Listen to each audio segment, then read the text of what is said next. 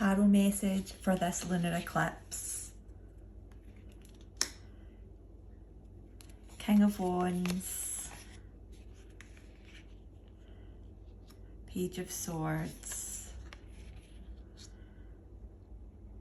and the Wheel of Fortune.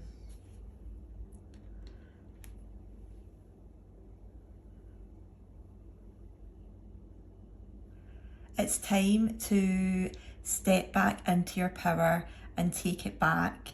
Where have you been giving your power away or pushing your true feelings or true desires down because you're trying to fit in with societal pressures or in your group of friends?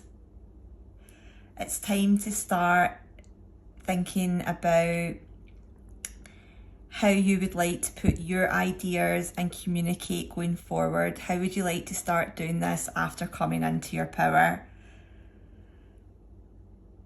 The eclipse has meant there's great shifts happening and it's time to integrate anything that you've been pushing down into the shadow side and bring it into the light.